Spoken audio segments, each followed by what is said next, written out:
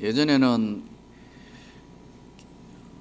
초등학교든 중학교든 고등학교든 학교 교사라는 직업이 한때는 선망의 대상이 되어서 많은 사람들이 선생님을 참 좋아하고 귀한 것으로 알았습니다. 근데 요즘에는 이 교사 선생님들이 자꾸 명퇴를 한다고 그래요. 해가 갈수록 명예퇴직을 점점 빨리 해요. 방학 있고 요즘은 놀토 있고 좋지 않느냐, 제가 왜 일찍 명예퇴직을 하냐 그랬더니요, 그건 목사님 계실 때 학교 이야기고 지금은 학교가 난장판이 되어가지고 아이들이 말을 잘 안 듣고 너 그러면 안 된다고 불러서 뭐라 하면 복도에 나가면서 지가 뭔데 이런대요. 그러니 여러분, 교육하기가 얼마나 힘들겠어요. 체벌할 수도 없고 인권이니 어떠니 해서 조금만 그 하면은 고소 고발하고, 그러니까 도저히 이거 못하겠다고 명예퇴직하는 사람들이 점점 많아지고 있어요. 진정한 사제지간이 없어지고 공부는 학원에 가서 공부하고 학교는 그냥 졸업장 받는 것처럼 이렇게 되어버려서 공교육이 무너지게 되고 스승이 없어지는, 선생은 있는데 스승이 없는 사회가 학교 사회로 바뀌어가서 자꾸 명예퇴직을 신청하고 교사 자리를 회피하는 일들이 벌어지고 있어요. 오늘 이 본문에는 바리새인 가말리엘은 율법 교사로 모든 백성에게 존경을 받는 자라, 이렇게 성경에 나와요. 이 율법사 가말리엘이라는 사람은 이 율법사, 교법사라고 했는데 구약 성경의 말씀을 가르치는 사람, 해석하는 사람, 또 이 사람은 가말리엘이라는 사람이 누구냐 하니까 사도행전 22장 3절에 보니까 사도 바울의 선생님이었어요. 바울 사도를 가르쳤던 가말리엘 선생님, 이 사람이 이제 중요한 문제의 해결자로 등장을 합니다. 바리새인 가말리엘은 율법 교사로 모든 백성에게 존경을 받는 자라, 공회 중에 일어나 명하여 사도들을 잠깐 밖에 나가게 하고 말하되 이스라엘 사람들아 내 말을 들으라. 그러면서 이전에 더다가 일어나서 스스로 선전하며 약 400명이 따르더니 그가 죽임을 당하며 따르던 모든 사람들이 다 없어졌고, 그 후에 호적할 때에 갈릴리 유다가 일어나 백성을 꾀어 따르게 하다가 그도 망한 적 따르던 모든 사람이 다 흩어졌다. 이제 내가 너희에게 말하노니 이 사람들, 예수 믿는다고 하는 이 사람들 상관하지 말고 버려두라. 이 사상과 소행이 사람으로부터 만일 한 거라면 더다나 유다처럼 없어질 것이고, 만일 하나님께로 났으면 너희가 그들을 무너뜨릴 수 없겠고 도리어 하나님을 대적하는 자가 될 수 있다. 그러니까 더 이상 그냥 한번 두어보자, 이 제안을 가말리엘이라는 사람이 제안을 했습니다. 이러면서 그들이 그 말이 옳다고 생각해서 사도들을 불러서 채찍으로 때리고 다시는 예수 이름으로 전하든지 가르치지 말라고 쫓아냈어요. 사도들은 그 이름을 위하여 능력받는 일에 합당한 자로 여기심을 기뻐하며 공회 앞을 떠났다. 그러면서 날마다 성전에 있든지 집에 있든지 예수가 그리스도라는 것을 전도하기를 그치지 아니했다 그랬어요. 자, 여기서 그 교법사 가말리엘이 이야기한 내용에 나오는 더다라는 사람은 1세기 문헌을 찾아보니까 더다에 대해서는 거의 없어요. 이 사람이 어떤지 모르지만 400명이 막 추종 세력들이 있었는데 이게 더다가 죽자 없어져 버렸다. 유다는 AD 6, 7년경에 로마 정부의 반란을 일으켰다가 처형당한 사람으로 알려져 있습니다. 또 죽으니까 저절로 다 없어져 버렸다. 그러니까 그냥 두는 것이 어떻겠느냐는 내용입니다. 그래서 이제 예수 믿는 사도들에게 채찍질하고 쫓아보냈는데 사도들이 우리는 목숨 걸고 끝까지 전도하고 또 전파할 거다. 예수를 가르칠 거다. 이렇게 이야기하면서 이 본문은 끝이 납니다. 우리가 오늘 이 본문을 통해서 오늘 하나님의 말씀을 강론하면서 첫째 기억해야 될 것은 우리는 예수 믿는 우리가 배우고 가르치는 제자가 되어야 된다는 사실이에요. 그러니까 오늘날 교회 나오는 사람들이 많이 있지만 진짜 예수를 따르는 제자인가 아닌가 오늘 이 말씀을 통해서 우리가 한번 깊이 있게 우리 자신을 돌아보는 시간이 되면 좋겠어요. 이 당시에도 5,000명씩 떡을 먹으러 갔고 수많은 사람들이 예수를 알고 그 사도들이 일으킨 능력도 알았는데 진짜 제자는 그렇게 많지 않았어요. 그래서 오늘 이 본문에 날마다 성전에 있든지 집에 있든지 예수가 그리스도 구주라는 사실을 전파하고 가르치고 그것이 삶의 목적이 되었습니다. 여러분, 신앙생활은 평생 동안 배우는 거예요. 믿습니까? 나 이제 다 배워서 나 이제 다 알아. 그런 사람 없어요. 또 그렇게 돼서도 안 돼요.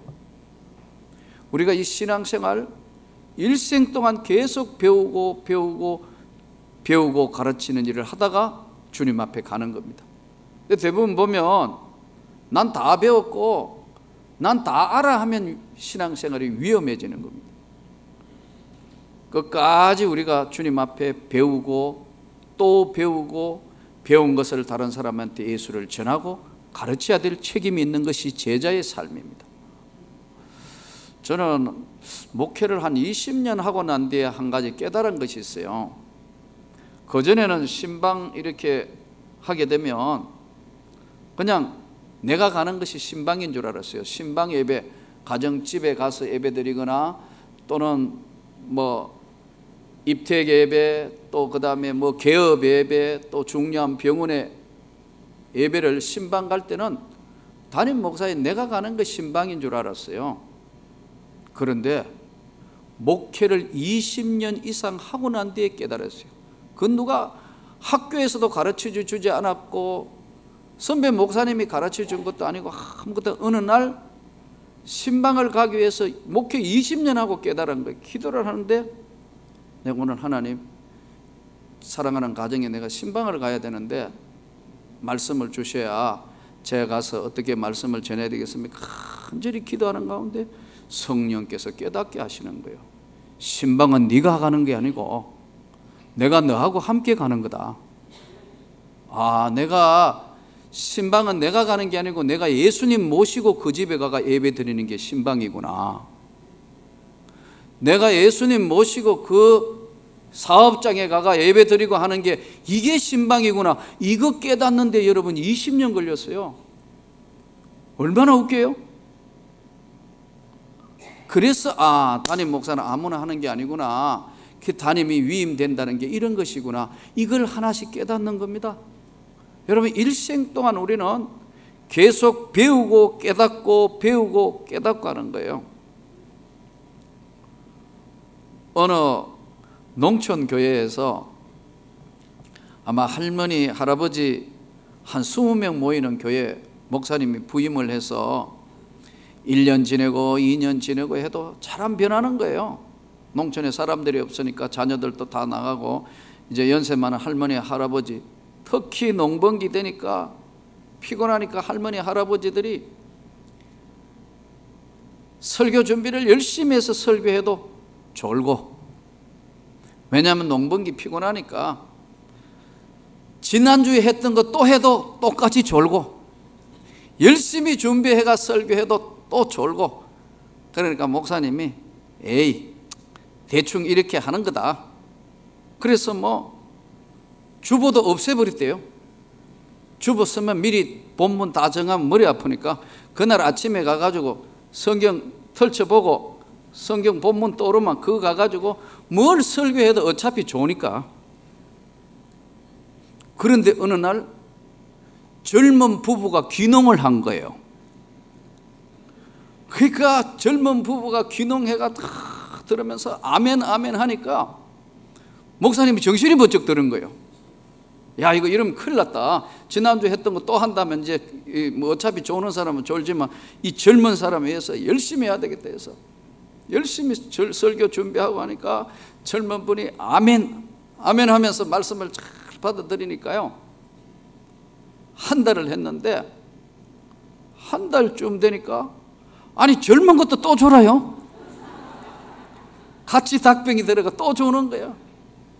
그러니까 열심히 준비했는데 졸고 있으니까 젊은 사람 보고 왜 좋으냐 하면은 시험 들어서 교회 안 나올 것 같고 해서 강대상 탁자를 탁 친 거예요. 잠 깨라고 탁 쳤더니 젊은 사람은 아예 계속 자더래요.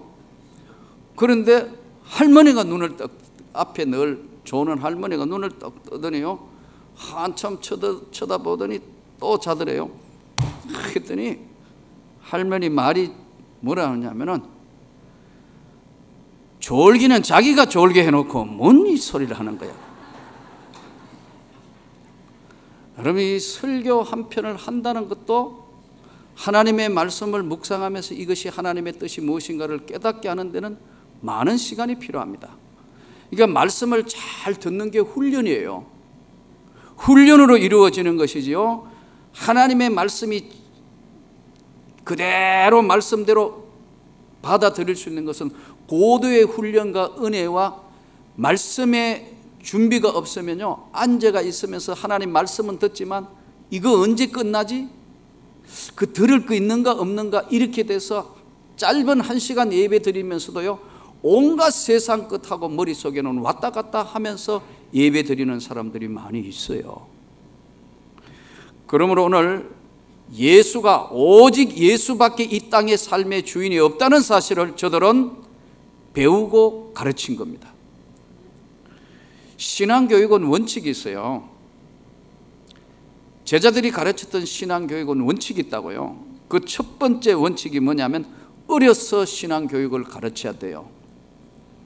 디모데후서 3장 15절에서 17절 말씀해 보면 너는 어려서부터 성경이 능히 너로 하여금 그리스도 예수 안에 있는 구원의 지혜가 있고 너로 온전하고 바르게 교훈하기에 유익하니 너는 이 말씀을 잘 배우고 가르치라고 디모데에게 바울 사도가 명령하는 명령의 말씀이 있어요.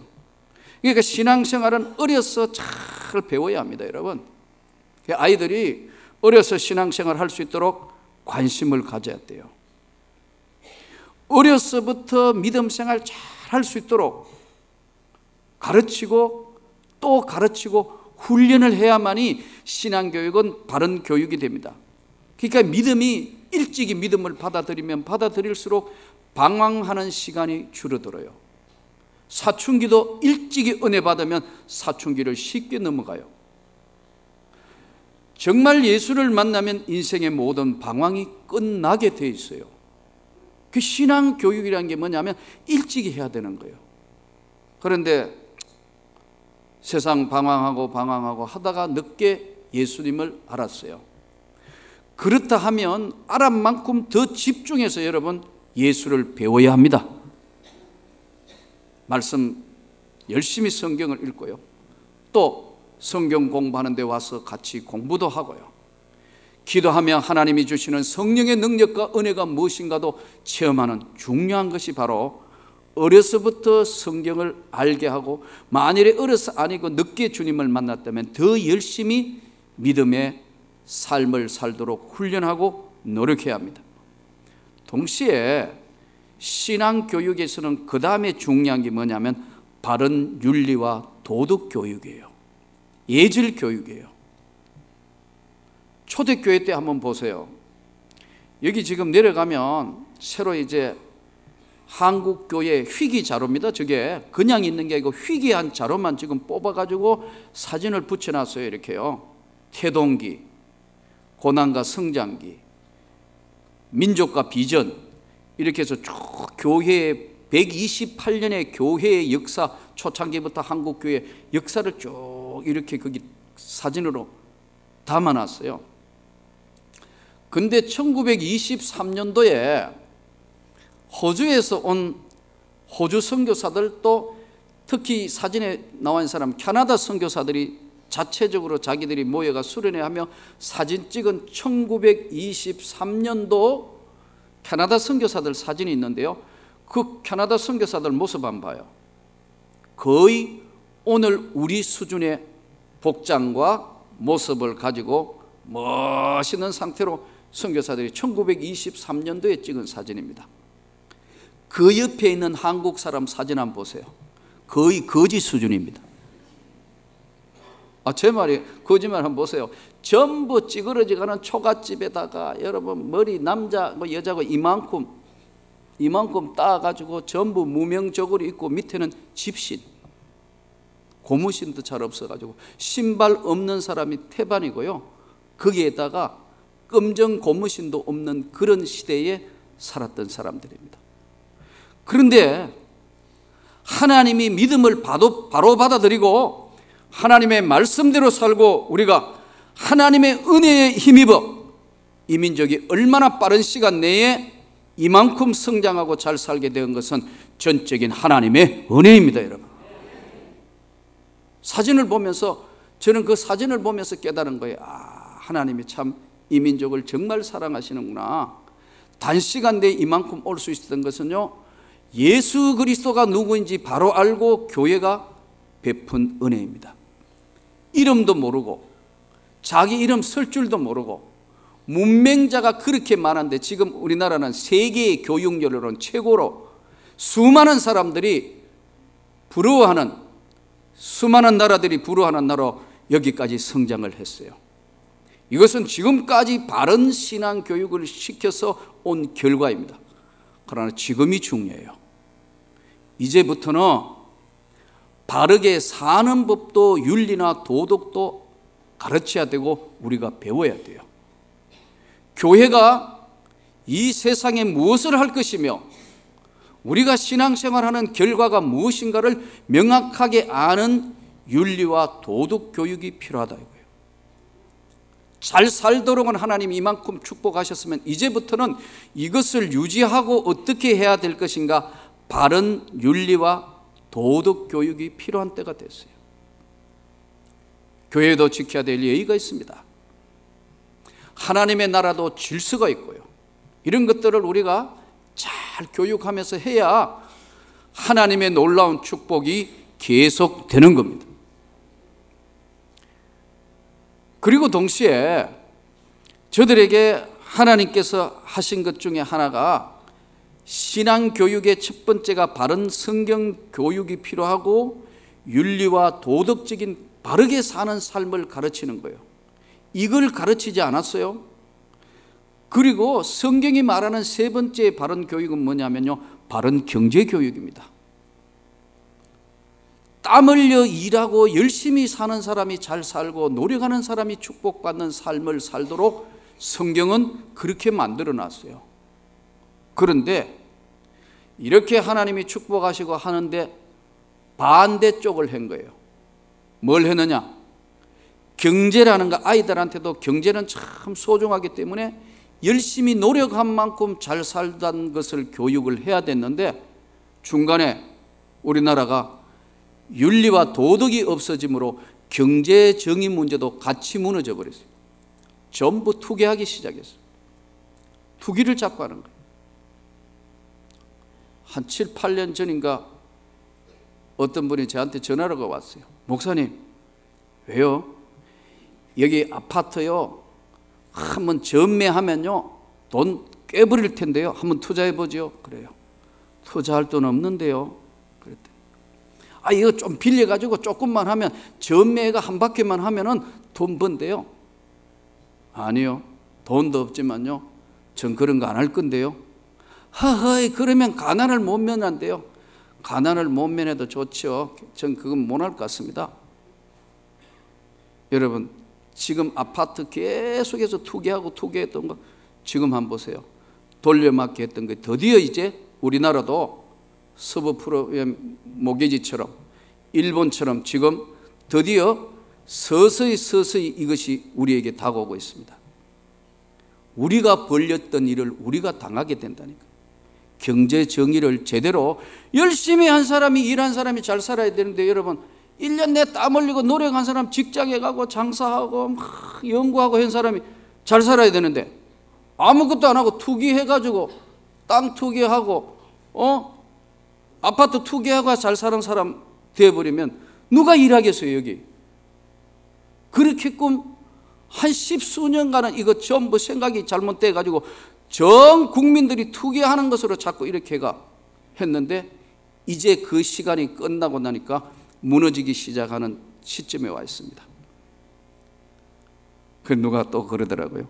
목사님 저 부자예요. 그래요? 다행이네요. 빚 없으니까 부자예요. 맞아요. 아브라함 보세요. 집 사놓은 거 애물단지 돼가요. 일본하고 똑같은 짝이 미국하고 똑같은 짝이 날 수 있는 무서운 시대로 오고 있어요. 빚만 없으면 부자인 줄 믿습니다. 예. 빚만 없어도 지금 잘 살게 됐다 지금. 왜냐하면 전부 빚진 사회로 가다가 보니까 그렇게 되는 겁니다. 바르게 잘 교육할 수 있기를 바랍니다. 우리도 그렇게 믿어야 되고 또 그렇게 살아야 합니다.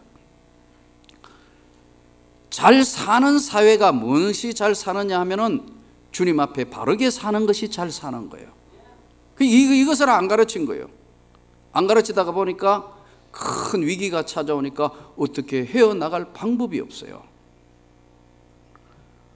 우리가 어린 시절에는 예수 그리스도가 선교사들이 여기 와서 복음을 전했을 때는요, 선교사들이 한 것이 제일 첫 번째 세운 게 학교였습니다. 두 번째 병원이었습니다. 그들요, 선교사들 중에서도 좀 특별한 사람들을 제외하고는 대부분 선교사들이 여기 다 투자해놓고 내려놓고 빈손으로 돌아갔습니다. 우리 민족을 위해서 다 해놓고요. 예, 엄청난 일 해놓고 자기 거라고 주장한 사람 하나도 없어요. 저들이 바르게 전해준 그 복음을 지켰다가 왔기 때문에 하나님이 한국교회와 민족에 이런 축복을 주셨습니다. 그럼 우리도 이제 이것을 바르게 세워야 될 시간이 온 거예요.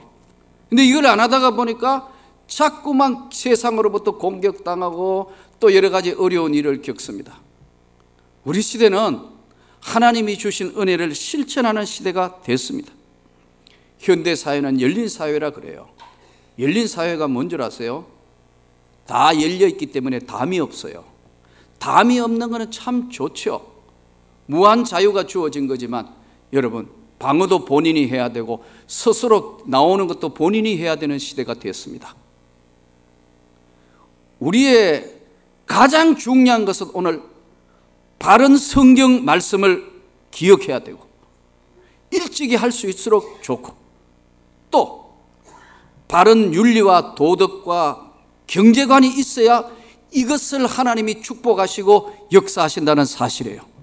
우리가 하나님 앞에 끝까지 하나님의 은혜를 입은 자로서 진짜 예수 믿는 사람 맞는 것인가? 다시 한번 우리가 한 주간 세상 속에서는 주님, 나는 예수 믿는 사람입니다. 내가 그래도 다른 사람보다는 바르게 살아야 될 책임이 내한테 있다는 사실을 깨닫고 우리 삶을 주님 앞에 드리는 삶이 되면 좋겠습니다. 예전에는 하나님이 교육하실 때 구약 성경에는 아주 단순하게 하셨어요.